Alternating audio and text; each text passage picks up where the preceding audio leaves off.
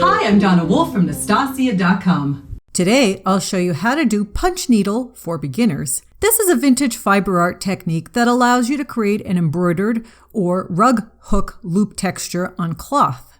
If this is your first time, a punch needle kit works great because they give you everything you will need, such as a cloth with a printed design on it, plenty of yarn, and a punch needle tool. Or you can get each of the supplies on your own. The cloth is usually a stiffer open weave fabric like monk's cloth for yarn or weaver's cloth for thinner floss and thread. Some cloth has a design printed on it for you, but if not, you can trace one onto the fabric with a disappearing ink marker or even just pencil. Sometimes the cloth has wrinkles or creases in it. Carefully run the iron over the creases to smooth them out. Try not to use steam or water so the design doesn't get smudged. Next, you'll need a punch needle. A punch needle comes in many different sizes and styles. Generally speaking, there is a body section that you hold on to, and the needle part is usually made of metal on the top. Some are adjustable, which ultimately regulates the size of each loop you make in your finished work. This is a stationary punch needle, and this one is good for worsted or medium weight yarn. And this one is really thin and also very sharp. Then there's the needle threader. Unlike traditional embroidery, we're going to work directly from the skein of either yarn or floss. And we don't need to cut the yarn whatsoever. Every punch needle is threaded differently. Mine requires the use of a wire, which I will insert into the metal part of the tool first, and then down towards the bottom of the tool, which has a hole on the bottom. Then we take our yarn end and put it through the wire loop. And then we pull on the wire coming out of the metal end to fish that yarn up through the tool and out of the metal section. I've pulled way too much yarn out, so I'm going to pull the yarn from the skein end to pull some of it back.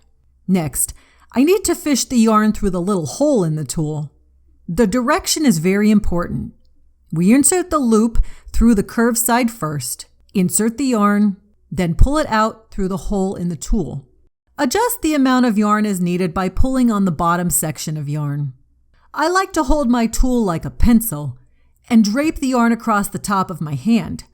The yarn from the skein needs to be very loose and have lots of slack. The hoop is more of a grip type of embroidery hoop. As you might notice, there are ridges to really keep that cloth in place, since we're putting a lot of pressure on the fabric when we punch the needle through it. So place your cloth on the circle without the tightening screw. Then place the top loop on and tighten the screw a bit. Then go around the edges and ever so slightly tug on the cloth to ensure you have a good solid fit. You don't want any slack in the center of the cloth. Once you are ready, it's time to take your threaded tool and begin punching or pushing the cloth with it. It's important to note that the scooped out side of the tool will always go in the direction you are moving. Push the tool into the cloth until it can go no further. Notice I have a black ridge that stops my tool. Carefully pull the tool back out, but don't lift the tip of the tool too far above the cloth level. Glide the tip of that tool along the cloth very gently, then decide on how far apart you want your next stitch. There's really no right or wrong, just some lengths look better than others on some designs. Push the tool in the cloth again until the black ridge section. Your tool might have a different color. Gently pull the tool out, but the tip should still be the height of the cloth. Glide it gently over the cloth, which, by the way, is just a technique to help keep you from pulling out the loop you just made. I'm going in super slow motion for this tutorial, but once you become familiar with this, you can zip around the design really quickly. And just keep going in whatever direction looks best. I'm going to stop right here for a moment. If you need to take a little break, you can pull your needle out and be sure to grip the yarn so it doesn't pull from the other side. On the front side, we had straight stitches, and if you notice, on the back, we have the little loops. Let's just say I don't like what I've done because the stitches are inconsistent. I can easily pull out one stitch or all of the stitches like this. And then either start all over again or just pull back the excess yarn and bring your tool back to the cloth level again. As I start over, I want to show something. Some people in instructions might tell you to start your end in the back instead of the front like I did the first time. This is completely up to you, and I've been known to have my ends in the front and some designs in the back.